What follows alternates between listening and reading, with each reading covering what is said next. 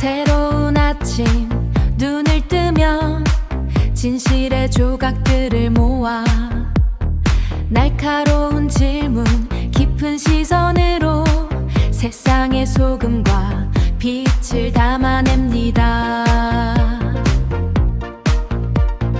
뉴스 베이커리 따뜻한 시선 정확한 진실 뉴스 베이커리 오늘을 굽는 신선한 이야기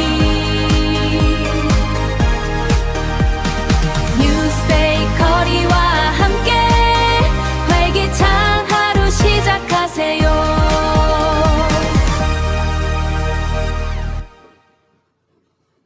네, 안녕하십니까. 네, 오늘 왔습니다, 여러분. 빵집 문 열었습니다. 우리 김성규님께서 권지영 기자 어제 방송에서 얼마나 피곤해 보이던지 눈에 다크서클이 책상 위로 뚝뚝 떨어지던데 그래도 빵집 문 열었음 프로임 이렇게 말씀하시면서 저를 권 사장님이라고 이렇게 칭해 주셨군요. 네. 그 아말피 사랑님께서 설마요? 라고 하셨는데 설마 아니고 사실입니다. 근데 제가 다크서클은요, 저 중학교 때부터 있었어요. 네. 여러분, 오늘도 함께 해주셔서 감사합니다.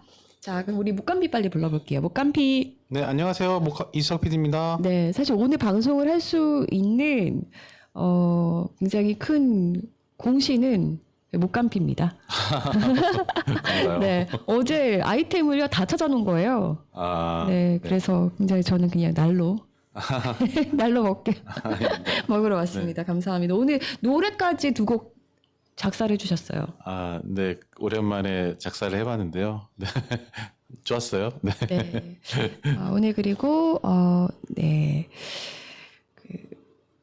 양 팀장, 네, 양 팀장도 이따가 전화 연결로 함께 만나볼 생각입니다. 여러분 끝까지 함께 해주십시오. 식전빵 들어갑니다. 내기는 들어기 메인 요리 기다리다 현기증 나요 식전빵 따끈하게 드세요.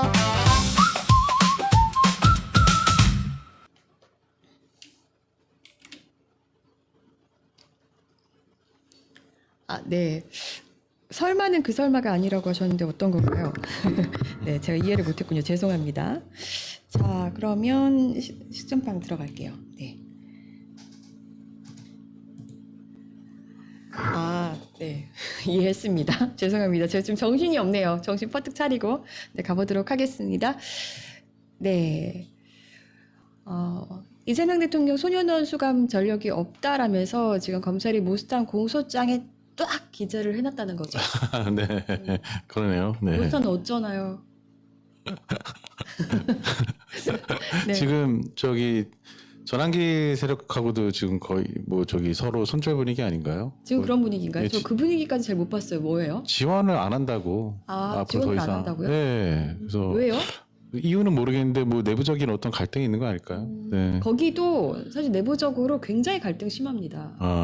네. 서로 지지고 볶고 그런 분위기인데 정확한 내막은 모르겠지만 좀 모스탄 입장에서는 난처해졌네요. 네, 굉장히 난처해졌네요. 네. 네. 한국 국적이 아니지만 저는 이제 한국 국립호텔에 모셔드릴 의향이 있고 네. 제 세금으로 치님 밥도 먹여주고 잠도 재워주고 네. 그런 의향이 있는 분들 많으실 겁니다. 너무 한국에 민폐를 끼쳤어요. 왜 그러는 거예요, 정말? 그렇죠. 거기다가 있지도 않은 허위 사실 이렇게 고인인양하면서 떠들면 안 되는 거잖아요. 그러니까요. 네. 자, 그리고 삼성 반도체 성과급 사회 환원하기로 했다. 네. 이걸 추진하겠다고 이렇게 밝혔나 봅니다. AI 이제 시대가 도래하면서 아무래도 이제 사회 환원의 초과 이익에 대한 사회 환원 얘기가 많이 나왔잖아요. 그렇죠. 지난번에 우리 목감피가 많이 짚어주셨었죠. 네네. 그래서 그 일환인 것 같긴 하거든요. 네. 그래서 10년 내 최대 3조까지도 이제 우와. 이렇게 한다고 하니까 네. 우리나라의 굵직한 기업들이 이렇게 한다면 또 좋은 거 아니겠습니까? 아무래도 이렇게 성과를 낼 수 있었던 데는 본인들의 노력도 있었겠지만 사회적인 환경이라든지 이런 것들이 뒷받침했기 때문에 이렇게 이루어진 거고 이것들을 사회 환원을 하겠다. 네. 이런 또 결단을 한 것 같은데 이거 직원들이 다 동의를 하는 분위기인지는 모르겠어요. 되게 궁금하네요. 그건 알아봐야 될 것 같은데. 예.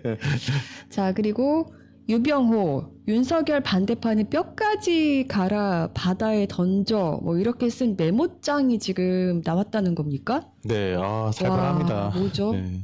네. 지금 네 구속이 됐는데 조사에 불응하고 있나 봐요. 네네. 지금 특검에서 아마 유병호 부르고 이제 김건희도 부르고 그런 계획들이 있는 것 같았는데. 네. 참 이렇게 제가 듣기로는 이제 이렇게 본인의 어떤 입신양명을 위해서 뭐 이렇게 충성 경쟁을 좀 했던 것 같고요. 네. 그런 와중에서 이제 이런 멘트를 했던 것 같아요. 메모에서 이제 그게 이제 드러난 건데 네. 사실은 이제 뭐 이렇게 좀 약간 낮은 지위에 있다가 이렇게 계속 충성하는 과정들을 보여주면서 계속 승진을 계속 거듭했잖아요. 뭐 그 와중에 발견된 메모 중에 하나라고는 알고 있거든요. 근데 네. 정말 살벌합니다. 네. 그러니까 살벌합니다. 윤석열 반대파는 뼈까지 갈아 바다에 던져. 이게 지금 그냥 하는 말이 아닌 게 진짜 계엄에 성공했으면 영업백에 넣어가지고 던지려고 한 거잖아요. 그렇죠. 이게 그냥 한 말이 아니라는 게 너무 진짜 무섭습니다. 네, 너무 무서워요. 네. 네. 그렇죠. 저희 다 꽃게밥 될 뻔했는데 이렇게 살아 있는 게 네. 감사합니다. 네. 그리고 요건 뭔가요? 주민센터에서 이것까지 공짜라고 나만 몰랐던 혜택 10가지. 저도 몰랐는데요. 네. 정말 이렇게까지 공짜인 줄 몰랐습니다. 그래요? 이거 뭐예요? 얘기해 주세요. 일단 뭐 폐건 던지 같은 거한 10가지 정도가요. 네. 네. 지금 그 물품들을 이제 동사무소에 주민센터에 가져다 주면 이렇게 혜택이 좀 있나 봐요. 네. 그러니까 뭐 제가 좀 이따 고쳐드릴게요. 마이크가 폐건전지- 날라갔습니다. 지금 죄송합니다. 폐건전지를 가져다 주면 일단 새 건조지를 고쳐주고요. 그다음에 예. 이제 우유팩도 집에 사실 많이 모으잖아요. 근데 보통 그 생활용품을 내놓는데 이거를 직접 갖다 주면 휴지를 또 교환을 해주고, 네. 프린트나 팩스 같은 경우에는 사실 또 무료예요. 그러니까 만약에 집에서 출력이 어려우신 분들은 가서 하셔도 되고. 이거 좋다. 네. 네. 그다음에 뭐 그 밑에 읽어보시면 엄청 이렇게 쭈쭈쭈 많은데 좀 눈에 띄는 게 있는 게 네. 보통 여러분들 고장난 우산 집에 있으면 어떻게 하시나요? 버리죠. 버리죠. 저 어제도 하나 버렸어요. 네. 수리도 해주고요. 또 무료 대여까지 해준다고 합니다. 네. 우선 무료 대여해 주는 거 좀 알고 있었는데 수리도 해줘요? 네. 그리고 재밌는 것도 하나 있어요. 네. 칼이나 과일을 갖다 주면요. 예. 무료로 연마해 준다고. 연말을 해준다고요? 네. 갈아주는 거예요? 네. 아무튼 이런 10가지 정도가 있으니까 뭐 좀 필요한 이제 어떤 서비스가 있으시면 동사무소 가서 알뜰하게 또 이용하시면 좋을 것 같아요. 아니 근데 이거 어느 동사무소는 있고 어떤 또 뭐 주민센터는 없고 막 이런 거 아니에요? 약간 지자체별로 차이는데 아마 이건 뭐 지역 특성 반영된 어떤 다른 어떤 뭐 그 서비스가 있지 않을까. 그래서 개별적으로 조금 다르긴 하지만 대체로 이런 서비스를 뭐 제공한다고 합니다. 여기 좀 알아보고 가야 될 것 같긴 해요. 이게 당연히 해주는 줄 알고 또 칼 들고 나섰는데 우리 동네는 안 해줍니다 이러면. 그 에스텔라님이 그러시는데 전 팩스를 주민센터에서 보낸다고 또 하시네요. 네. 그렇구나. 잘 사용하시네요. 네. 역시 현명한 분들은 달랐네요.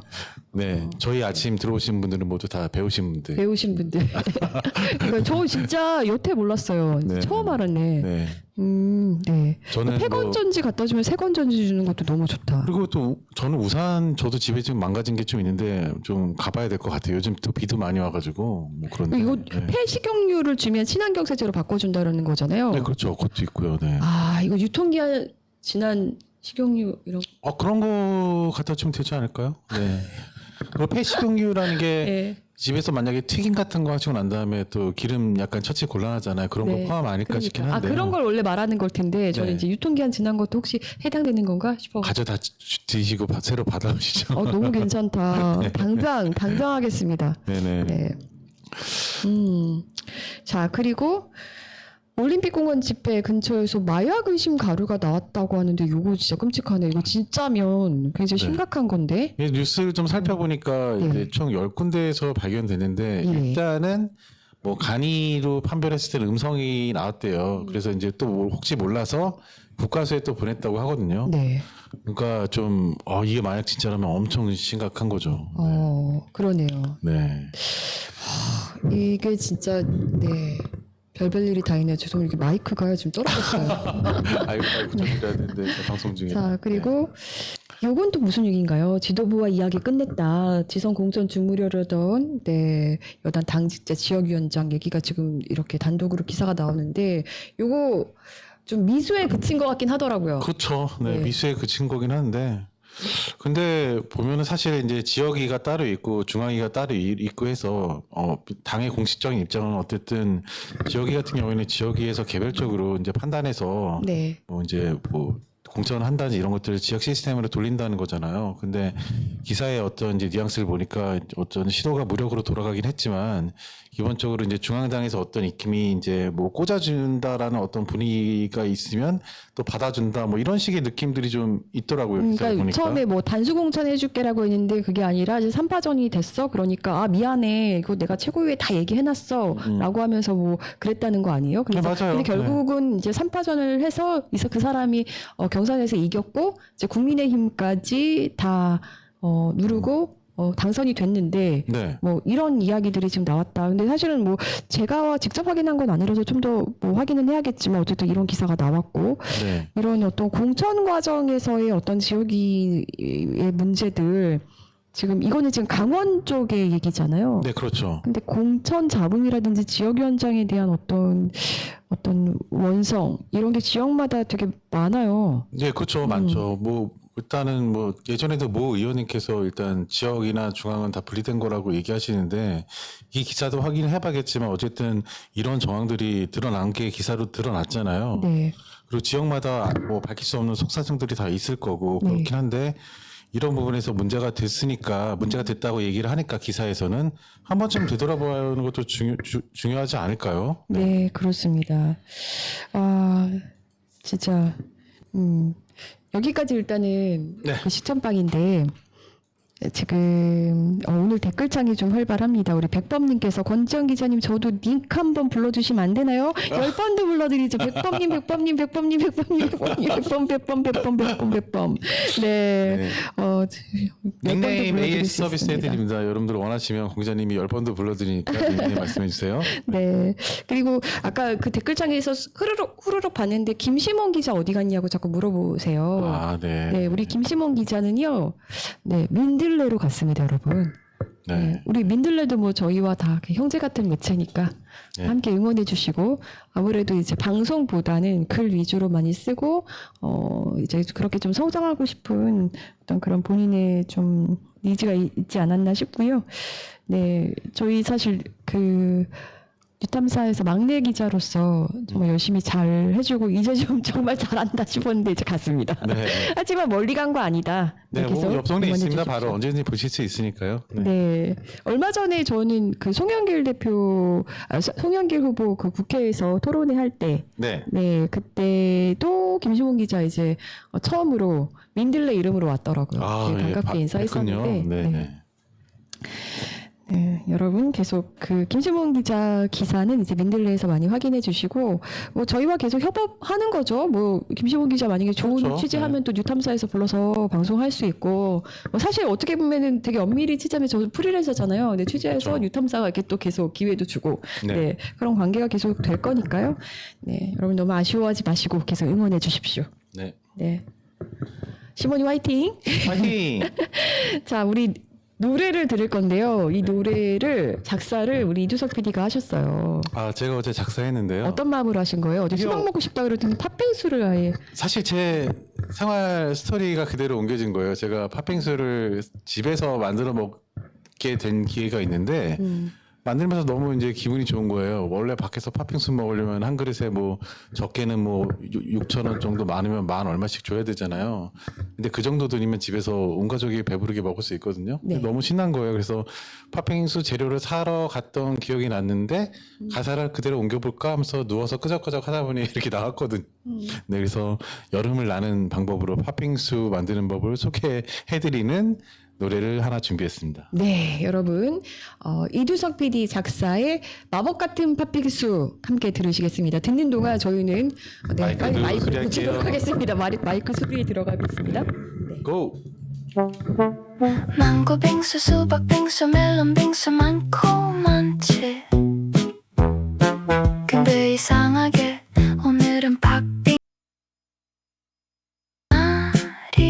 사야지. 동전 지갑 가볍게 들고 마트로 가네. 발걸음이 참 가볍네. 머릿속엔 벌써 뭘 살까 고민이 한가득인데 떡도 사고 팥도 사고 어라라. 우유는 냉동실에 넣어놨겠지. 넣어놨을 거야. 그렇고 말고 연유는 꼭 사야지. 꼭 사야지. 멀고 먼 마트길도 단숨에 닿게 만드는 마법 같은 주문이 있다면 그건 팥빙수. 콩가루에 건빵 부셔 올리고 별사탕 톡톡. 나만의 비밀 무기. 달콤하고 시원한 팥빙수가 먹고 싶어. 아주 그냥 싹싹 비벼 먹고 싶어. 여름이 별건가 이게 여름이지. 멀고 먼 마트길도 단숨에 닿게 만드는 마법 같은 주문이 있다면 그건 팥빙수. 콩가루에 건빵 부셔 올리고 별사탕 톡톡. 나만의 비밀 무기. 우유 얼렸겠지. 얼렸을 거야. 한 박자 쉬고 냠냠.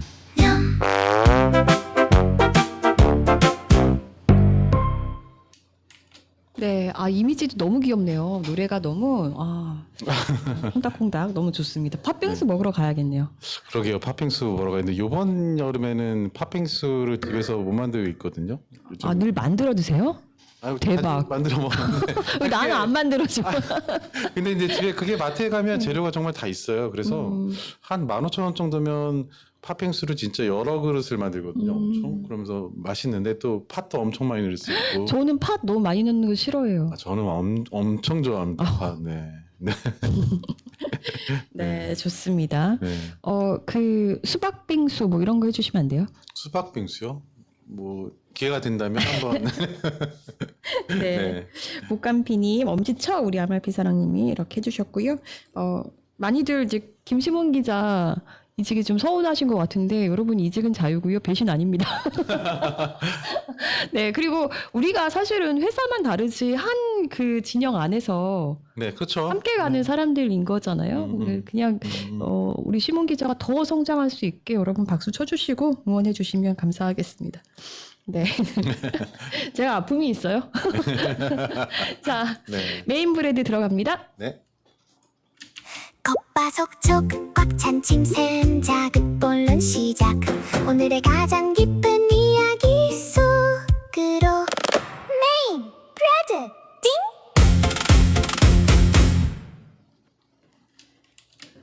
네, 어제 이 뉴스 보시면서 많은 분들이 역시 정의가 살아있나? 살아있나? 하셨을 텐데요. 오세훈 네. 벌금 1,000만 원형이 떨어졌고요. 네네. 네, 이대로 선거 쭉 가게 되면 네. 공직 자격 불가피, 상실형이 불가피하고 네, 네. 이러면 이제 대선 출마도 못하게 되는 거죠. 그렇죠. 네. 네. 이게 만약에 지금 이게 만약에 대법까지 판결이 확정이 되면 시장직을 완전히 상실을 하는 거잖아요. 그렇죠. 많은 분들이 그 시기를 막 예측해서 내놓고 있더라고요. 재보선이 재보선 언제 하나. 근데 최대한 빠른 뭐 시나리오는 내년 뭐 4월쯤인가요? 3월인가? 그러니까 네. 지금 권성동 의원이 또 의원직 상실 때문에 네. 지금 그쪽도 해야 되잖아요. 보궐선거 혹시 같이 하면 어떨까요, 여러분? 같이 네. 하면 좋을 것 같습니다. 네, 법원에서도 일정을 참고해서 일정을 맞출 수 있게 딱딱 맞출 수 있게 네. 네, 힘써 주십시오. 네. 자, 이게 간략하게 지금 판결 그 간략하게 그 설명문이 좀 나왔던데 네. 공소사실 유지 판단을 보니까 네. 명태균이 어쨌든 계속해서 그 여론조사를 해주고 김한정 씨가 대납해 준 것들 인정이 된 거예요. 유죄가 네. 떨어진 것들. 네. 네. 보니까 오세훈 같은 경우는 여론조사를 내가 의뢰한 적이 없다. 내가 해달라고 한 적도 없는데 얘가 해왔어요. 뭐 이런 얘기 하는 거죠. 네. 네. 그리고 비용을 대납하라고 난 말한 적도 없다. 뭐 이런 식으로 얘기를 하는 거고 김한정 씨 같은 경우도 오세훈의 지시나 요청이 없는데 내가 자발적으로 했다. 뭐 개인적으로 친해서 그렇게 지급했을 뿐이다. 뭐 이런 얘기인 건데 법원에서 하나도 이제 이런 부분들은 인정하지 않았어요. 네, 그래서 그렇죠. 싹 다 유죄 선고를 내렸습니다. 이게 어떻게 보이세요? 어제도 말씀드렸지만 암묵적 합의죠. 뭐 어제 사례로 저기 예전에 박근혜하고 이재용 이제 삼성 회장 네, 사례도 당시 부회장. 말씀드렸잖아요. 네. 그때만 하더라도 박근혜가는 말 안 했다고 하는데 사실 뭐 어쩌죠 승마 지원부터 시작해가지고 여러 가지 이제 삼성에서 엄청난 지원을 쏟아붓고 삼성도 거기에 맞춰가지고 어떤 경영적인 혜택을 받았잖아요. 그래서 감옥 갔다 왔잖아요. 이재용 회장이 그 당시에. 네. 뭐 그런 네. 겁니까? 예를 들어서 뭐 그 여자분들이 남자친구한테 손이 허전하네 막 뭐 이런 거 아, 해서. 그거보다 이제 어제 제가 말씀드렸던 식당 먹튀 네. 얘가 좀 더 그런 것도 있고 뭐 네, 네. 사장님이 회식 자리에서 난 짜장면 뭐 근데 그것도 그 이해 시킬 수 뭐 없는 그런 거 네. 그런 비슷한 거 아닌가. 네. 네. 네. 네. 그런 거. 네. 근데 이제 오세훈은 인정할 수 없다. 네. 그러면서 바로 항소심에서 다투겠다라는 의지를 불태우고 있습니다. 네, 법리오래라는 식으로 이제 얘기하면서 직원들을 다독였다고 하는데 사실 직원들이 그런 말 듣고 일할 힘이 많이 안 날 것 같은데요, 제가 봤을 땐. 네, 그리고 시정 공백이나 이런 부분도 약간 우려가 되는 게 지금 걱정하지 마세요. 예. 걱정하지 마세요. 안 하는 게 낫다. 오히려. 걱정하지 마세요. 그냥 이게 뭘 하면 할수록 사고를 많이 치셨기 때문에 차라리. 네. 네. 시정 공백 이런 거 별로 이대로 네. 쭉. 걱정 안 하셔도 될 것 같습니다. 네. 네. 우리가 알아서 해볼까요?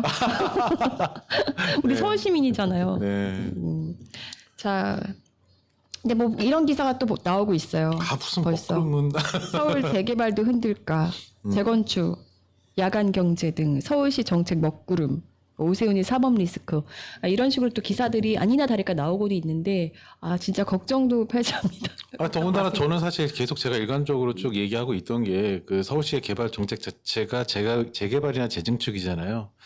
그러니까 이제 이게 청년들을 위한 정책은 분명히 아니란 말이에요. 그래서 오히려 그런 것들이 먹구름이 꼈다라고 했을 때는 사실은 뭐 그렇게 큰 문제는 저는 아닐 것 같거든요. 정부 정책하고도 안 맞아요. 안 맞는데. 맞습니다. 네. 자, 뭐 이런 기사들이 벌써 나오는 걸 보니까 참 좀 한심하죠. 네. 네, 그런 가운데 오세훈을 향해서 우리 박지원 의원이 뼈를 때렸어요. 장동혁이 그렇게 재선거 노래를 부르더니 이 꿈을 이루어주는 건가? 라고 이제 뼈를 때렸습니다. 네. 네. 그러면서 대한민국 수도 천만 시민의 서울시장으로 눈 하나 깜짝 않고 거짓말한 오 시장. 숙제의 길은 항소를 포기하고 1,000만 원 벌금 납부하고 한강버스나 한번 타보기를 바랍니다. 한강버스. 참, 네. 네. 한강버스 타시면 저희가 옆에서 조깅하죠. 저는 안 타고 옆에서 지켜만 볼게요. 그러니까 옆에서 저희가 조깅하고, 네. 네, 누가 더 빨리 가나 네. 저희가 빠르죠. 한번 경험해 보시라고. 저 실제로 이거 한강버스 만드는 업체 울산에 취재 한번 갔었거든요. 네. 근데 그 업체가 그 원래 선정됐다가 어떤 이제 이유로 알 수 없는 이유로 선정해서 이제 밀려나고 엉뚱한 업체가 선정돼서 문제가 있던 적이 있었어요. 근데 그랬죠. 그 업체가 했던 말이 기억나는 게 뭐냐면 네. 지금 다른 업체에서 만드는 한강버스가 위험하다. 타지 말아라. 사고 날 거다. 그때 당시에도 이미 예언을 했었거든요. 근데 자격이 안 되는 뭐 네, 그런 업체가 또 공사 기간을 맞추려고 조속으로 엄청 그렇게 만들고 있는 상황이었고 그 업체 또 찾아갔더니 엄청 그런 준비가 안 된 그런 공간에서 막 부타타타 만드는 것도 눈으로 목도했고요. 실제로 이제 아니나 다를까 한강버스 그 오세훈 시장이 눈물을 흘리면서 이제 그걸 했잖아요. 개막식을 열었는데 계속 그 이후로 줄줄이 사고 나고. 네. 참. 제가 그 오세훈 시장의 그 남산 르네상스, 한강 르네상스 관련해서 엄청나게 취재하고 다녔었거든요. 네. 예, 저는 이제 그때 TBS 소속이었으니까 어쨌든 뭐 약간의 홍보성을 기대하는 뭐 이런 거였죠. 근데 도저히 홍보를 할 수가 없는 거예요. 네. 그냥 있는 그대로 많이 이제 보도하기도 하고 했었는데 방송했었는데 그러면서 제가 한 말이 그거였어요. 여러분 꿈은 이루어지지 않습니다. 남산 르네상스, 한강 르네상스 꿈은 안 이루어진다. 네, 내가 아주- 취재해보니 네. 절대 안 이루어진다라고 얘기를 했었는데 적어도 지금 이 재선거의 꿈은 이루어지지 않을까? 에이맨. 네. 에이맨. 에이맨입니다. 네. 자, 그리고 요 얘기를 좀 해볼 건데요. 그 신한은행 그 배달앱 땡겨요. 요거 혹시 써본 적 있으세요? 저는 초창기 한번 써봤어요. 저도 깔려 있어요. 이게 보면은 이제 저희가 송파구 살잖아요. 송파구에 이제 전통시장에 있는 상점들도 많이 입점이고 뭐 그런 거는 이제 다른 어플들하고 좀 차별화가 되고 좋긴 하더라고요. 그러니까 초창기의 목적은 사실 그거였어요. 저기 이 소상공인들한테 어떤 혜택을 더 많이 돌려주자. 입점 수수료. 네, 수수료부터 이런 시작해서 좀 더 기존의 어떤 메이저급 앱들보다 훨씬 더 상인들한테 유리하게 돼 있어요. 네. 그래서 이제 저도 그게 취지가 일단 좋아서 한번 깔아본 적이 있는데 네. 그 당시에 좀 약간 힘들었던 거는 생각보다 인프라나 이런 게 많이 그 안에 없고 그다음에 입점들이 생각보다 많이 안 돼 있어서 좀 그건 좀 힘들긴 했거든요. 근데 네. 그러면서 폰 바꾸면서 잊혀진 앱 중에 하나입니다. 네. 근데 이게 지금 전북은행이랑 뭐 이렇게 은행 간 첫 뭐 협업이 이루어진다 이거 무슨 내용인가요? 이거 저는 얘기 들어보니까 어쨌든 이게 은행이 좀 독점한 사례 아닌가요? 그래가지고 신한은행이 계속 이 앱에 대해서 어떤 주도권을 다 가지고 이제 요거는 좀 이제 전북은행이랑 뭔가 은행 간에 협업을 하겠다 뭐 이런 내용인 건데 네. 네, 저는 이제 조금 다른 관점으로 얘기를 봤습니다. 네, 어쨌든 아까도 얘기했지만, 네, 그 배달 앱 중개 수수료가 이제 다른 어플들에 비해서 굉장히 좀 싼 거잖아요. 네, 그렇죠. 그러니까 이게 가맹점주들 입장에선 되게 이제 좋은 거예요. 네. 음. 저도 사실 처음에는 그 취지 때문에 네, 앱을 설치를 한 거거든요. 예. 네. 그쵸. 네. 그런 취지가 있고. 네. 근데 사실 좀 속사정을 보면요. 네. 이게 좀 지금 뭐 논란이 좀 있습니다. 어떤 거냐면 공공 배달 앱을 처음에 할 때 서울 배달 플러스라는 이름으로 이제 공공 배달 서비스를 처음에 서울시가 시작을 했는데 네. 여기에 이제 원래는 처음에 할 때는 아이디어를 내고 함께 했던 데가 이제 5개 업체였다고 알고 있어요. 그런데 이게 지금 한순간에 그 이제 신한은행이 운영사로 선정이 되면서 네 독점을 하게 된 거예요. 그렇죠. 이 독과점을 하고 있게 땡겨요. 됐네요. 네. 땡겨요. 네. 기존에 그러니까 이게 참여했던 업체들도 그러면 이제 큰 업체들은 아니고 중소 스타트업이라든지 그런 업체들인 거죠. 중소 조금 업체들. 규모가 있는 데도 있었던 거고 먹개비 뭐 이런 데들. 먹개비도 아마 이렇게 큰 규모는 아니었을 네. 거예요. 그래서 저 먹개비도 깔아봤거든요. 네. 거기는 전혀 뭐 입점이 제대로 안 돼 있고 네, 뭐 네, 지금 네. 그런 상황인 것 같더라고요. 네. 네. 그래서 이게 업체들을 어쨌든 소집해서 서울시가 2024년 12월에 업체들 이렇게 와라 회의하자라고 해서 이제 회의는 다 했고 근데 일주일 만에 협약을 포기하는 공문을 나머지 업체들한테 보낸 거죠. 그러니까 그 업체들 입장에서 어떻겠어요? 아니 우리 노하우랑 마케팅 전략만 쏙 쏙 가져간 거 빼가는 아니야? 거죠. 네, 라고 그렇죠. 이제 화가 난 거죠. 네. 그리고 그 2025년도에 그 운영사 선정 공고 당시에 사업비를 그러니까 그 비예산으로 그러니까 니네가 다 부담해야 돼라는 쪽으로 이제 명시를 하니까 이제 자금력이 없는 중소기업들은 참여를 하기가 어렵잖아요. 그러네요. 이건 네. 좀 그러네. 네. 그렇죠. 네. 이제 그런 일이 있었는데 막상 되고 나니까 서울시와 이제 자치구가 땡겨위에 직접 예산 같은 것들을 많이 지원을 하고 이제 페이백이라든지 홍보비, 뭐 대출 이자 지원 이런 것들을 지원해 주는 식으로 이제 가게 된 거고요. 네. 그리고 이제 농림축산식품부에서 공공배달앱을 확산시키기 위해서 국비를 이제 지자체마다 지원을 해주는 게 있나 봐요. 네. 그러면 이거를 그 이제 신한은행이 받는 거잖아요. 그렇죠. 독점을 하게 되는 거죠.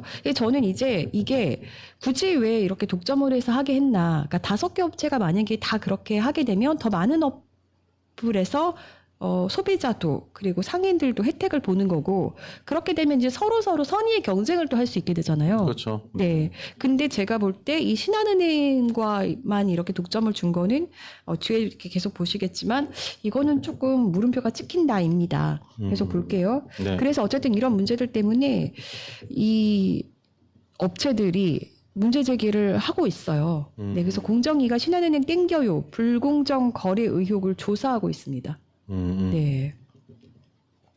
처음에 취지는 좋았는데 이렇게 결국에는 뭐 서울시가 주관하면서 저기 신한은행으로 다 몰아주는 그런 불공정 네. 거래를 간 거네요. 특히 이제 먹개비 같은 경우는 핵심 기술이나 사업 제안서, 지자체 협력 구조 이런 영업 자료를 이제 취득한 뒤에 먹개비의 플랫폼과 유사한 플랫폼을 출시했다. 뭐 이렇게 좀 주장을 하고 있는 것 같아요.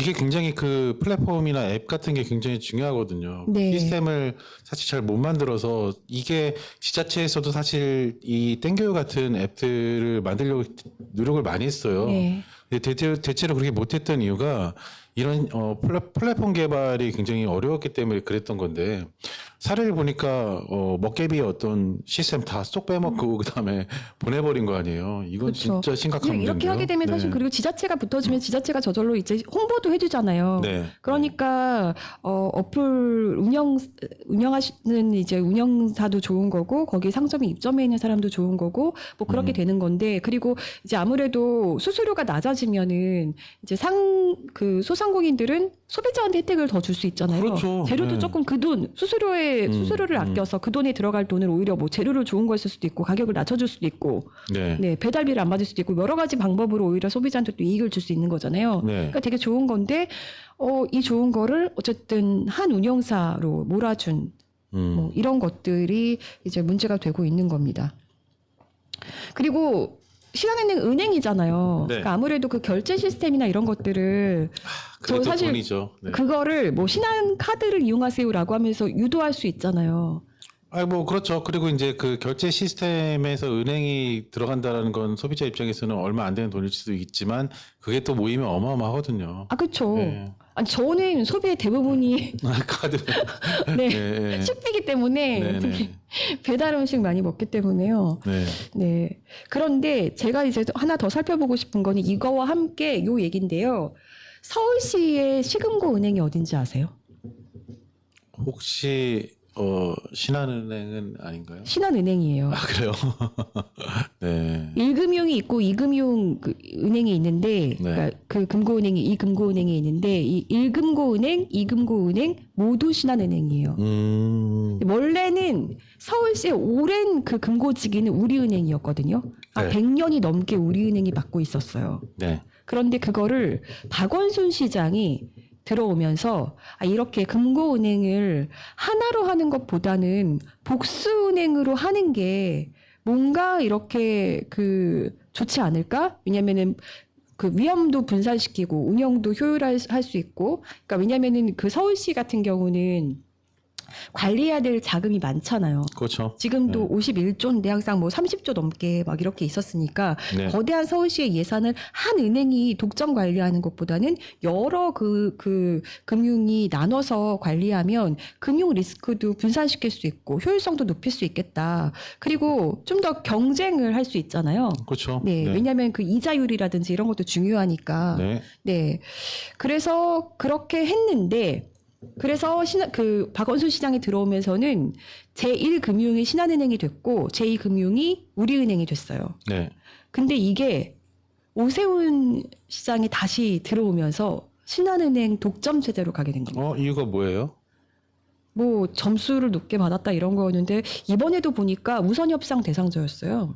그러니까 그래서 그렇게 지금 궁금한 겁니다. 네. 왜 신한은행과만 이렇게 동행을 할까? 설명 듣고 보니까 바로 의문이 떠오르는데요. 왜 이렇게 좋은 취지를 가지고 두 개를 나눠서 복수 금고 제도를 도입을 했는데 네. 굳이 그걸 또 다시 단수를 이렇게 바꾼 이유가 뭔지를 모르겠네요. 보니까 그 점수 차이를 보니까요. 신한은행이 우리은행보다 한 14점 차이로 이겼고요. 네. 이금고은행 같은 경우는 국민은행이랑 뭐 다 들어왔었는데 네. 국민은행이 2위였거든요. 국민은행보다는 약 8점 차이로 이겼어요.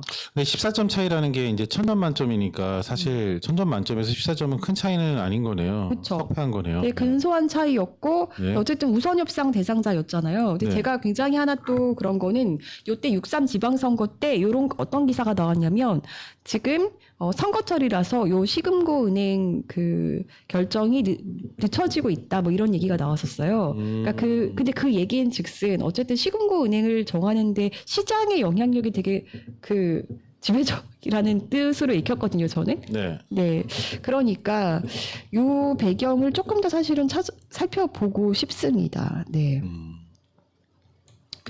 자, 그리고 이게요, 보통은 그 시금고은행으로 정해지면 예금 금리 가지고 얘기들이 많았잖아요. 한 번도 이 시금고은행들이 뭐 지자체나 이런 금고은행들이 예금 금리를 공개하지 않았었잖아요. 네. 그때 왜 서울시 그 허윤정 후보가 우리 인터뷰할 때 시의원 되셨죠? 네. 이 얘기 되게 강조하셨었던.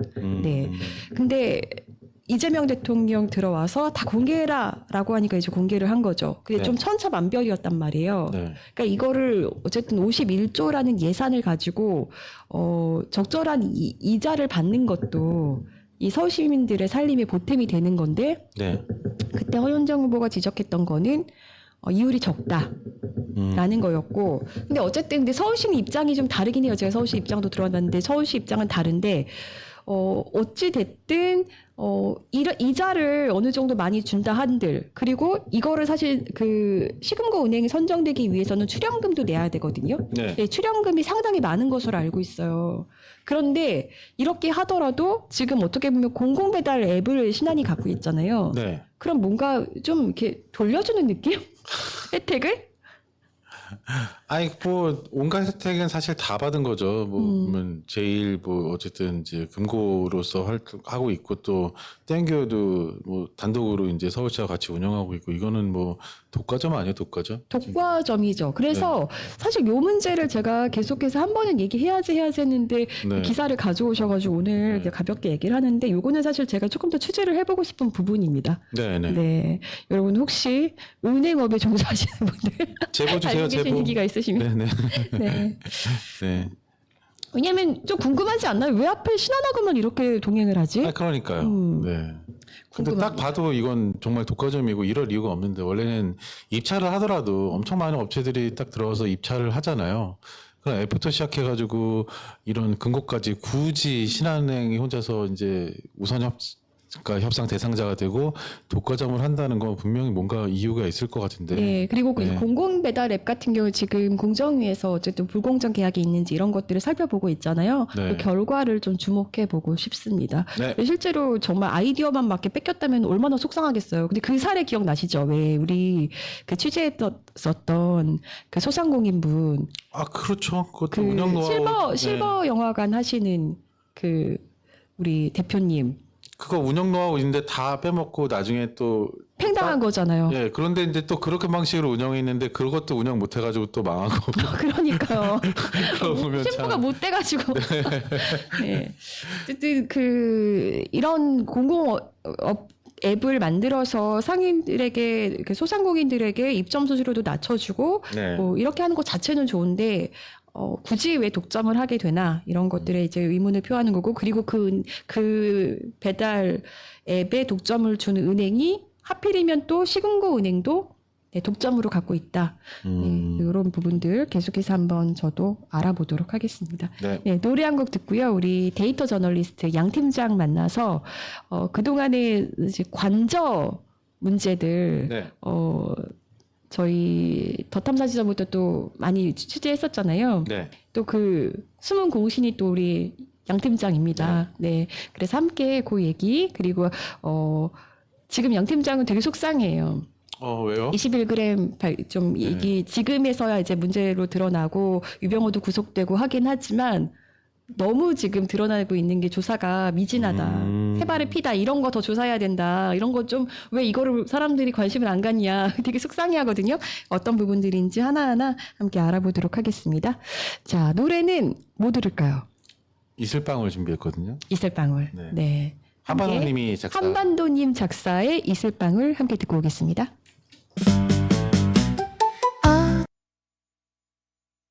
어두운 밤 희뿌연히 밝아오는 새벽 밭으로 가는 길 밤새 내린 이슬방울 풀잎 끝에 옹기종기 모여 도란도란 이야기를 나눈다. 떠오르는 눈부신 햇살이 빼꼼히 고개를 내밀면 풀잎 끝에 보석처럼 영롱한 물방울들 아름다워라. 아까워 발걸음 조심조심 어느새 밟아버렸네. 앞놈은 벼들이 파릇파릇 논두렁 옆 작은 꽃밭 꽃들의 웃음 속에 하루를 연다. 힘들어도 아름답게 엮어볼게 저녁 노을 질 때까지.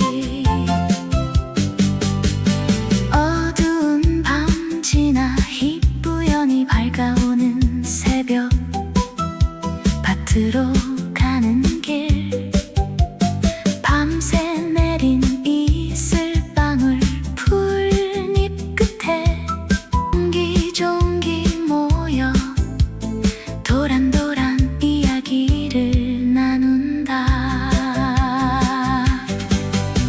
떠오르는 눈부신 햇살이 빼꼼히 고개를 내밀면 풀잎 끝에 보석처럼 영롱한 물방울들 아름다워라.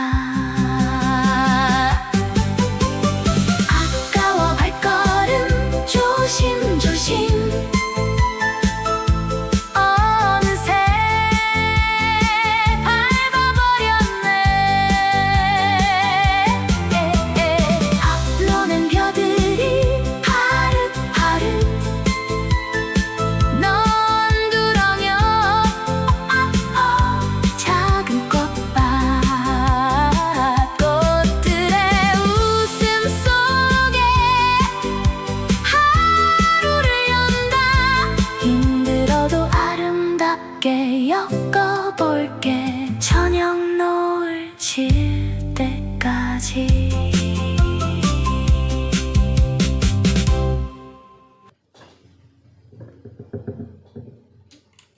네. 우리 스페셜 브레드 네, 양 팀장 만나겠습니다. 네. 아, 준비 안 됐나요? 전화하셔야. 아니, 스페셜 브레드 해야죠. 네. 스페셜 브레드 띄워드리겠습니다. 특별한 만남 오직 당신만을 위해 구워낸 특별한 한 조각 스페셜 브레드. 이거 안 들으면 100% 후회가. 스페셜 브레드 스페셜 하단계.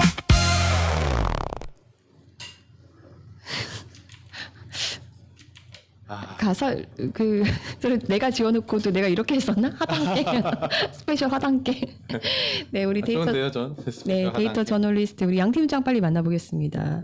양 팀장님 안녕하세요. 네, 안녕하세요. 데이터 저널리스트 양 팀장입니다. 네, 잘 지내고 계세요? 네, 열심히 또 이것저것 자료 조사하면서 잘 지내고 있습니다. 바쁘게. 네, 여기저기서 요청이 많이 오는 걸로 알고 있어요. 나랑만 하자니까. 농담입니다. 자, 관저 봐주기 감사 의혹에 우리 유병우 씨가 구속이 됐어요. 네, 그랬죠. 좀 가장 좀 이거 보시면서 아, 드디어 구속됐구나. 뭐 여러 가지 만감이 교차하셨을 분이 또 우리 양 팀장인 것 같아요. 네, 뭐 그렇기도 하고 또 아쉬움도 있죠. 검사를 제대로 진행했다라면 좀 더 일찍 이런 문제들이 알려질 수 있었을 텐데 네. 그 감사로 다 감추고 뭉개고 그러다가 이제서야 그 잘못을 처벌받는구나 하니까 네, 조금 아쉽습니다. 씁쓸하기도 하고요. 네. 유병우가 끝까지 지금 지켜주고 싶었던 게 21g이잖아요. 그렇죠. 21g. 네. 이게 뭐 영혼의 무게다 뭐 이렇던데 21g 진술까지 뭐 각색했다 이런 정황도 포착이 됐더라고요. 네, 뭐 그거를 각색을 해서 음. 그러니까 원래는 지금 21g이 조사에서 이제 하도급을 줬다. 기계 설비나 이런 특정 부분에 대해서는 다른 업체에 하도급을 줬다라고 이제 진술을 했는데 그 감사원 보고서에서는 그냥 다른 업체와 협력 관계였다라는 취지로 기록을 해버렸어요. 네. 그러니까 이걸 아예 딴 데다 줬다고 진술을 한 거를 네, 그냥 같이 했다라는 식으로 이렇게 뭉개면서 많은 것들을 감추고 싶어 했죠. 네, 그러니까요. 근데 이게 제가 알기로 21g 처음에 찾아온 것도 양 팀장이셨던 걸로 알고 있거든요. 맞나요? 네, 당시에 21g 문제가 되면서 21g뿐만 아니라 이제 그곳에 있었던 다른 업체들, 네. 그 대표의 와이프가 하고 있던 업체나 뭐 이런 것들도 했었고요. 당시에 이제 의심됐던 게 이제 와이프가 이제 패션 업계에 있는 업종을 하고 있었어요. 결국 그러더니 뭐 이제 그 뇌물로 주고 한 부분들이 어쨌든 패션 제품이잖아요. 가방이나 이런 네네네. 것들이. 그래서 그랬던 거구나라는 이제 사후에 사건이 다 벌어진 후에 그런 것들을 또 인지하게 되고 그랬습니다. 네. 그래서 이렇게 자료를 좀 잘 찾아주셔서 또 현장에서 기자들이 잘 또 네, 또 취재해서 뭐 좋은 취재들은 많이 했는데 이제서야 지금 이제 유병호 씨가 이 건으로 이제 구속이 됐고, 근데 지금 뭐 조사도 안 받고 버티고 있대요. 그런 기사 나오더라고요. 네. 그리고 어제는 이제 김건희 씨가 또 소환됐었잖아요. 이 문제로 해서. 네. 네, 근데 뭐 혈압이 낮아서 어쩌고 하면서 건강 문제를 되는 거 보니까 네, 김건희 씨도 마찬가지로 그냥 모르쇠로 그냥 무피권을 행사하고 있지 않았을까라는 추론이 듭니다. 김건희 씨 저혈압이라는 거예요? 우리는 지금 본인 때문에 고혈압이 고혈압이죠. 되고 있는데. 네. 네, 저희 혈압 되게 높거든요. 그러니까 저혈압 뉴스를 보면서 고혈압이 되고 있습니다. 네, 그렇습니다. 자, 뭐 이런 뭐 21g도 있고 다누림도 있고 여러 가지 이제 업체들 문제를 이제 함께 저희가 또 저도 이제 다누림도 잠입도 하고 있었잖아요. 또 취재도 하고 있었는데 그런 문제들보다도 저희가 이제 후에 또 나중에 취재한 것들이 있었어요. 근데 이거는 제대로 된 뭐 감사나 이런 것들이 진행이 안 되고 있어서 우리 양 팀장의 아쉬움 저도 함께 느끼고 있기 때문에 다시 한번 얘기를 해보려고 하는데요. 우선 한 가지 기억이 나는 게 우리 이주석 PD와 함께 저희가 전북까지 가서 취재했던 게 있었거든요. 제가 늘 되게 미안한 게 항상 제가 운전을 못하다 보니까 운전을 몰빵으로 하셔서 제가 지금 늘 죄송했는데 그 전북 취재 사실은 우리 양 팀장도 한 팀이었어요. 네, 이게 어쨌든 그 관저 공사의 시발점이 됐었던 사건이죠. 네. 그 정자 사건. 그쵸. 네, 광주 비엔날레에 전시되어 있던 한옥이 갑자기 한남동 관저에 나타나면서 왜 이런 것들이 일어나나 싶어서 이것저것 다 확인해 보다 보니까 이거 외에 또 다른 뭐 징계축 문제도 있었고 그다음에 저희가 이제 더 확대시켰던 거고 제가 아쉬웠던 부분은 비단 관저 문제뿐만 아니라 그 관저로 올라가는 길 바로 옆에 보시면은 이제 비서실 공간이 있잖아요. 네. 비서실 공간 같은 경우도 여러 차례 거기서 징계축이 일어나고 막 그랬던 부분들이 있어서 네. 네, 그런 부분까지도 전부 다 조사해봐야지만 얼마나 많은 혈세들이 쓰였는지 알 수 있지 않을까라는 그런 좀 아쉬운 마음이 있습니다. 네, 그렇습니다. 일단은 이 한옥 얘기, 정자 얘기 좀 해보고 가죠. 이게 네. 처음에는 그 용산구에 고시되어 있는 6.12제곱미터였나요? 고시 내용 하나 보면서 시작을 했던 거죠. 양 팀장이 딱 보고 요거 해보자라고 얘기를 했었어요. 기억이 납니다. 네, 그래서 이게 6.12제곱미터잖아요. 네. 그러니까 2평도 안 되는 공간을 증축을 했다라고 해서 이때 그러니까 김건희와 이제 무속 관련성이나 이런 것들이 되게 많이 있었어서 혹시나 이게 무슨 법당이나 뭐 이런 것들을 차리지 않았을까라는 의심도 되게 강하게 들었던 건데 결국에 취재 결과 뭐 그 당시 비엔날레 있었던 그 한옥 작품이 옮겨갔었던 그런 건이었죠. 근데 6.12제곱미터라는 게 저한테는 되게 충격처럼 그리고 뭔가 되게 뭐가 있을 것 같은 그런 부분이었어서 여기에 집중해서 조사를 할 수 있었죠. 네, 이것도 정말 우리의 환상의 호흡이 빛을 발했던 취지였는데 현장에서 도대체 이게 뭐지라고 해서 물어보니까 아, 그 정자요? 라고 해서 정자? 찾아보니까 비엔날레 작품이었네? 이러면서 취재를 좀 굉장히 네, 숨가쁘게 했던 기억이 납니다. 같이. 이게 어쨌든 중요한 거는 그 정자를 공간으로 관저로 가지고 가겠다고 지시한 사람, 그 사람이 이제 김건희 씨였던 거잖아요. 그랬죠. 그때 당시 이제 광주 비엔날레 사진들에 보면은 김건희 씨가 그 아원희 씨였죠. 그 정자 이름이. 네, 거기서 안에서 밖에서 찍혔던 사진들도 되게 많이 있었고 해서 아 진짜로 김건희가 이 작품에 되게 많은 관심이 있었구나라는 생각을 할 수밖에 없었죠. 네, 그렇습니다. 자, 그리고 그때 당시에 되게 이상한 것들이 있었는데 공사 기간, 그리고 용산구청 신고 날짜 이런 것들도 굉장히 의심스러웠었거든요. 기억나시죠? 네, 그러니까 그쵸. 거짓말을 했던 거죠. 그 당시에. 네, 그 당시에 이거 공사를 맡았던 업체에서 뭐 2달이 걸렸다 이렇게 얘기하고 그 시점을 얘기를 했었는데 웬걸 그때 아랍에미리트 대통령 방한 당시에 사진을 찍어서 이제 대통령실에서 공개를 했었잖아요. 네, 마치 그 날짜가 그냥 공사가 시작된 날짜였어요. 맞아요. 네, 그래서 그러면은 그냥 정자를 떠다가 그냥 갖다 내려놨나라는 생각을 했었는데 그게 아니라 당시 그 광주 비엔날레에 있었던 한옥은 위에 기와가 없었고요. 그다음에 밑에 그 단이라는 게 없었어요. 뭐 이렇게 맞아요. 네. 네, 콘크리트나 이런 것들이 단이 없었는데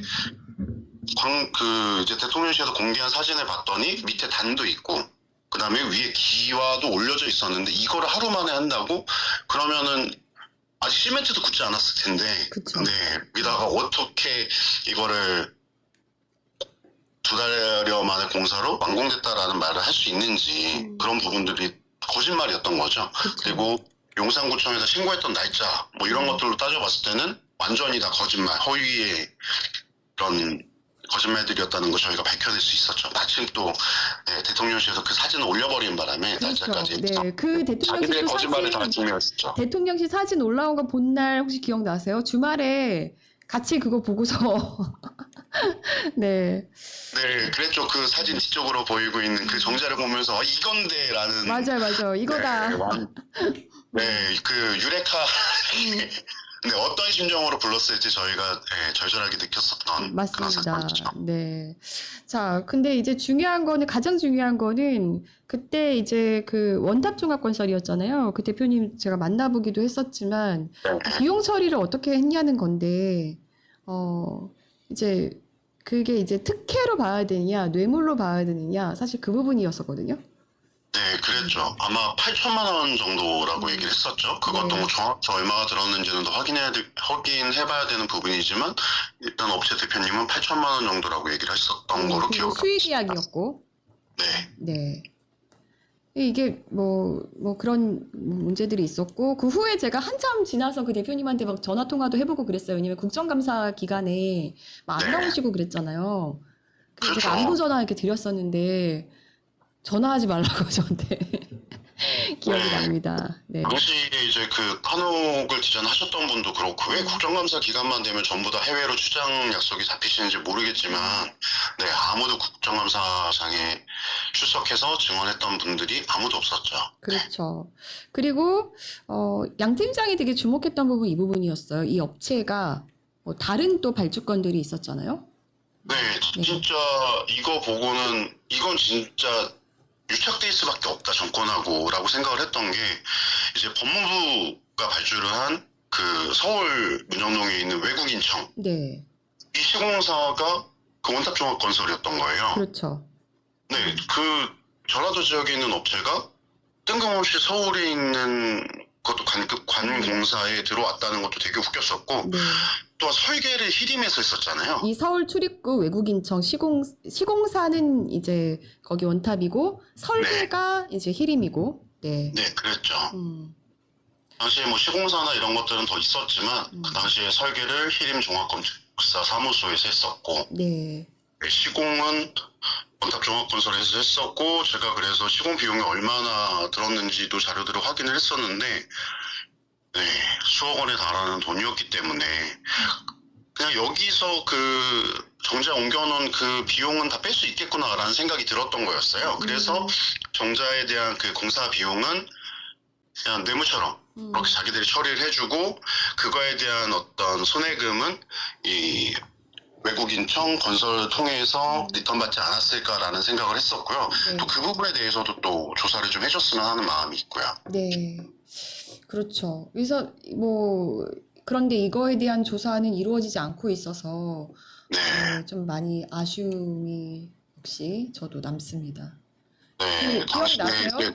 그거 딱 그 고시 보고서 제가 현장 가서 정자를 했을 때 함께 막 이렇게 찾던 기억 나시죠? 네, 그러니까 진짜 뭐 생각도 못했던 거고, 네, 거기 뭐 한남동 관저에서 뭐 시골 분위기 내면서 수박 잘라 먹는 것도 아니고 왜 도대체 정자를 거기다 갖다 놨을까? 네, 네, 그런 어처구니 없는 사건이었죠. 네, 그렇죠. 그랬는데 어쨌든 그 업체가 지금 뭐 네, 이렇게 뭔가 서울 출입구 외국인청 시공사로도 선정이 됐었다. 뭐, 이 연관이 있는지도 사실은 저희는 이제 이거는 이제 추정의 영역인 거잖아요. 그래서 이때 당시에 같이 참여했던 업체들도 막 찾아보고 했었는데, 뭐, 경쟁은 공정하게 했다고 하니까, 하지만 이제 의혹은 계속 좀 의심은 남는 거죠. 물음표가. 그러니까 이게 시기적으로도 너무 붙어 있어요. 그 한옥을 그 정자를 관저를 이동했었던 그 시기하고 이 외국인청 수주를 했었던 그 시기하고 너무 붙어 있으니까 저희들 입장에서 조사했던 입장에서는 아 이거에 대한 대가가 이거 아니야? 라고 좀 추측을 강하게 할 수밖에 없었던 거죠. 그렇죠. 자, 근데 결국은 이 건도 이제 수면 아래로 좀 내려가 있는 상태고, 이뿐이 아니라 저희가 늘 얘기하는 게 왜 관저만 또 감사를 했냐, 공관도 해야 된다는 게 저희 주장이었잖아요. 그렇죠. 관저뿐만 아니라 공관도 비서실에서 다 관여하고 있었던 건물이잖아요. 네, 네, 그리고 당시에 그 비서실장들, 네, 비서실장 그 첫 번째 비서실장이 누구였죠? 당시에 김대기.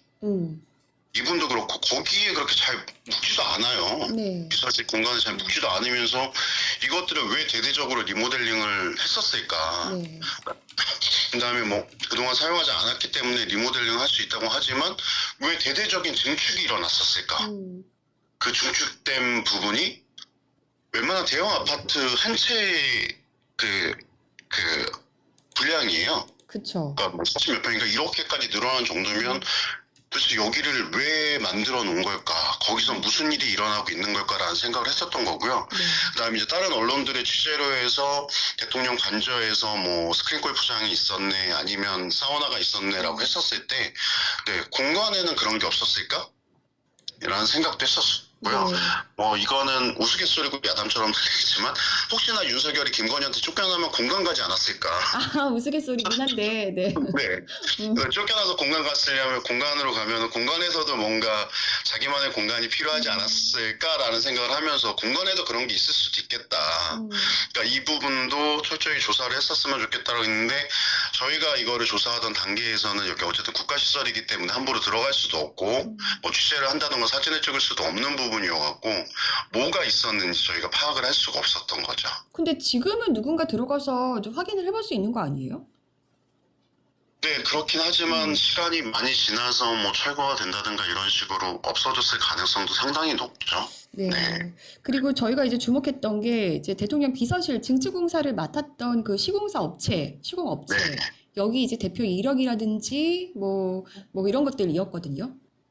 그러니까요. 네. 그러니까 이게 어떤 관련성이 없는 업체라면, 관련성이 없는 그 업체의 대표라면은 뭐 그냥 공사를 하기 위해서 이 업체랑 뭐 어떤 관계가 있는지는 모르겠지만 했다. 그리고 그 관계를 밝혀내지 못했다면 밝혀내지 못한 내 책임이다 이렇게 생각을 할 텐데 너무 많은 관련이 있는 거예요.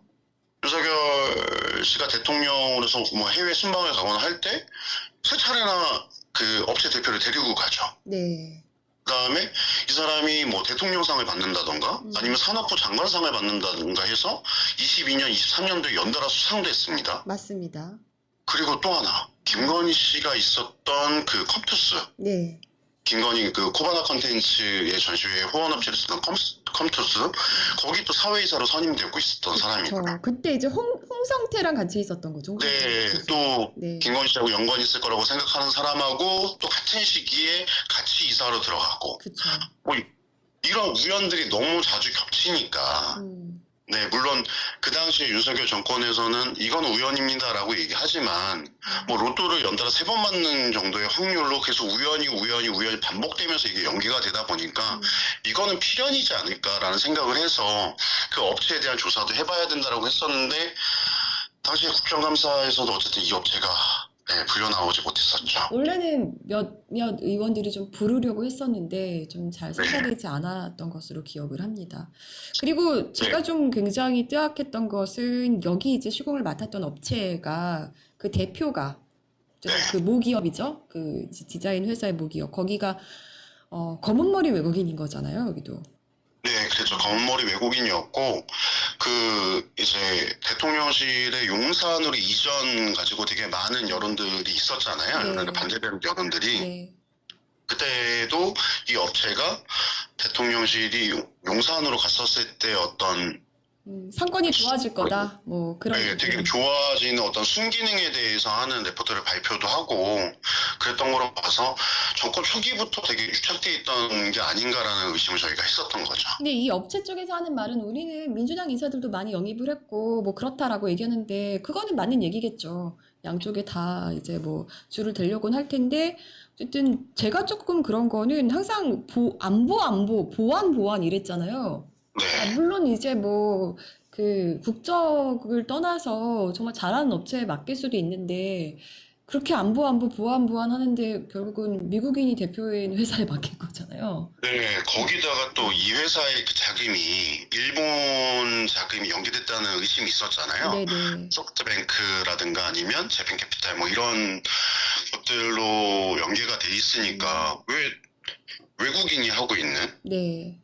그다음에 또 우리가 좀 별로 좋아하지 않는 나라, 일본의 자금이 들어와 있는 이 회사하고 굳이 해야 되는 이유는 뭘까? 그쵸. 라는 생각을 했었고요. 그때 이제 홍보실에서 얘기했던 게 우리는 이제 일본 자금이랑 상관없어요라고 했었는데 뭐 그 소프트뱅크 벤처스가 주주로 남아 있기는 했던 거죠. 그리고 어쨌든 일본 자금으로 성장을 했다는 거.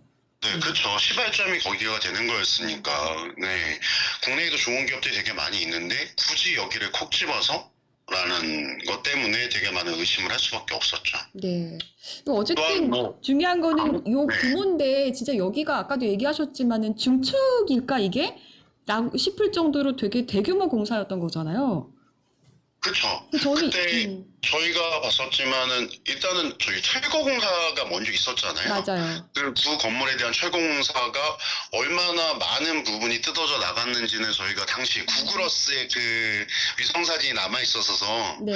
그 건물 앞에 쌓여있는 마대자루를 보면서 이 정도를 뜯어냈다라고 한다면 네, 이거는 거의 신축에 준하는 정도가 아닐까라는 생각을 했었는데 그 공간 외에 또 다른 공간이 그때 증축이 됐었던 거죠. 네, 그니까요. 그래서 이런 것들이 정말 뭐 우리 혈세로 다 이루어진 거니까 철저하게 좀 밝혀졌으면 좋겠어요.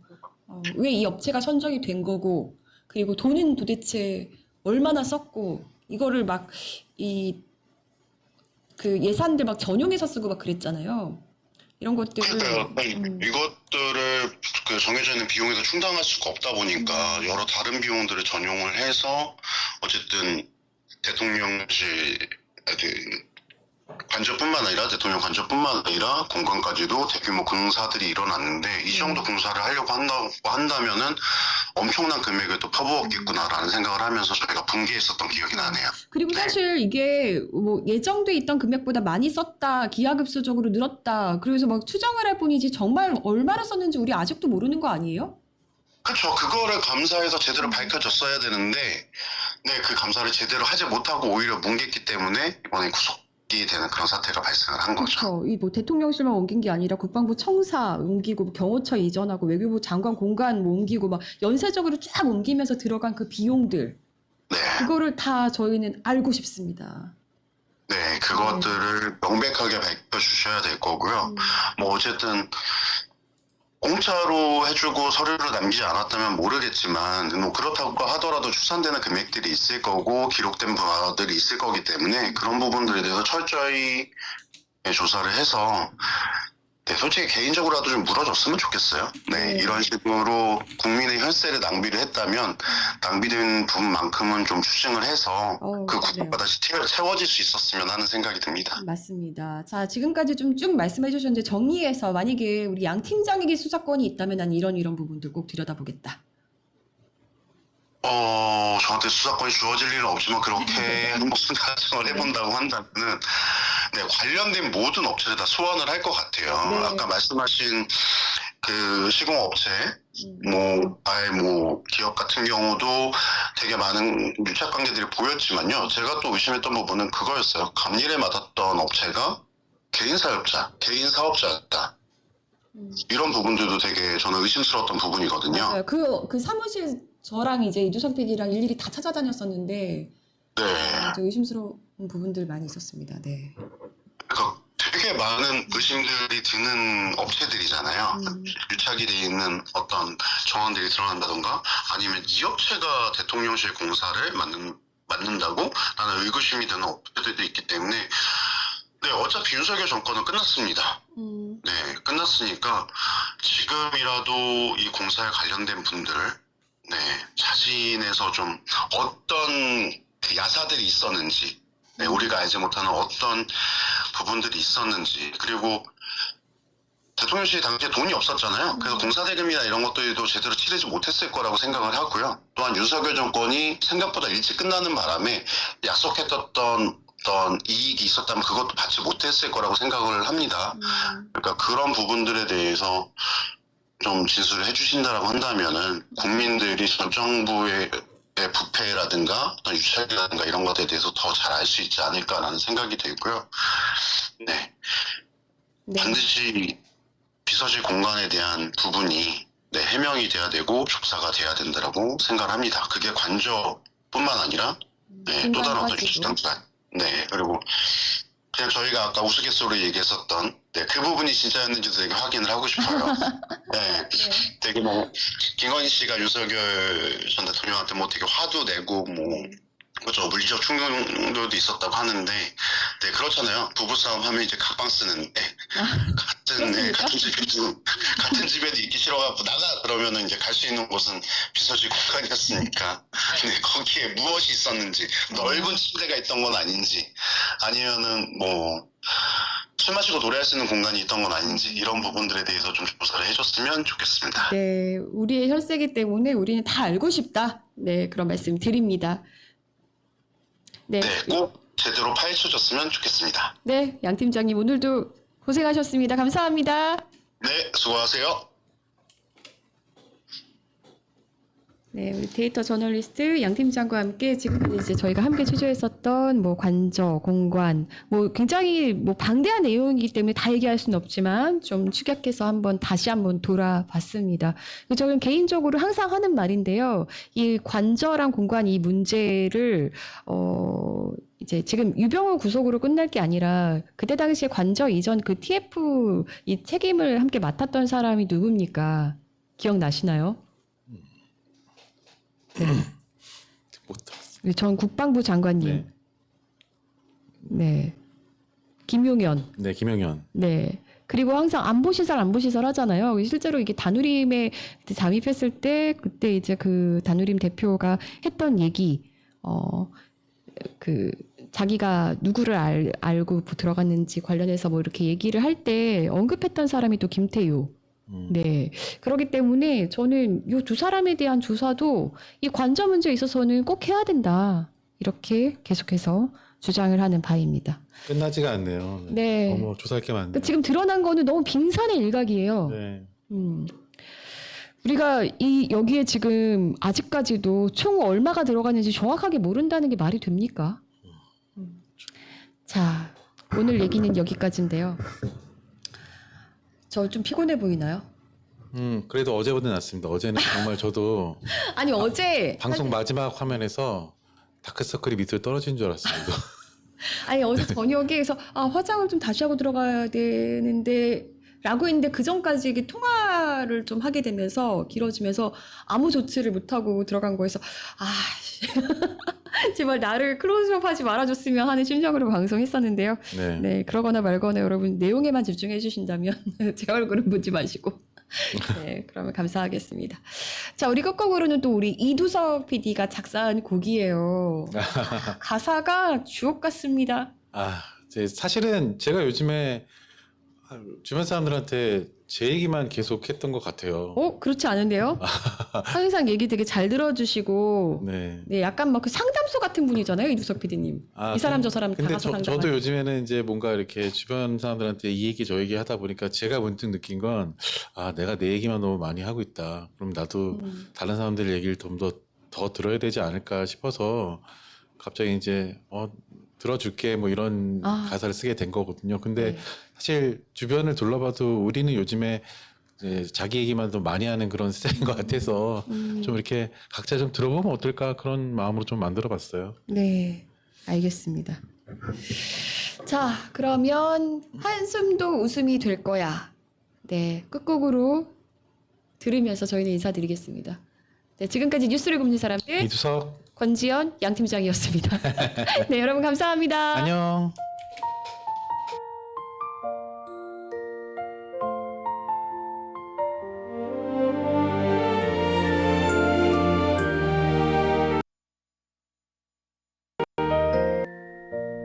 마음에 담아둔 말 어려워 못 꺼낸 말 오늘은 내게 말해요 가만히 들어줄게요 아프면 아프다고 힘들면 힘들다고 괜찮은 척 하지 말아요 울어도 괜찮아요 긴 밤이 지나가듯 이 맘도 지나가겠죠 당신의 작은 한숨 조용히 안아줄게요 오늘은 말해요 천천히 말해요 내가 들어줄게요 내가 들어줄게요 울어도 괜찮아 다 지나갈 거야 당신의 한숨도 웃음이 될 거야 당신의 작은 한숨이 바람에 흩어지고 그 자리에 어느 날 웃음이 머물기를 눈물로 보낸 오늘이 따뜻한 내일이 되고 떨리는 그 마음도 조금은 쉬어가길 긴 밤이 지나가듯 이 마음도 지나가겠죠 당신의 작은 한숨 조용히 안아줄게요 오늘은 말해요 천천히 말해요 내가 들어줄게요 내가 들어줄게요 울어도 괜찮아 다 지나갈 거야 당신의 한숨도 웃음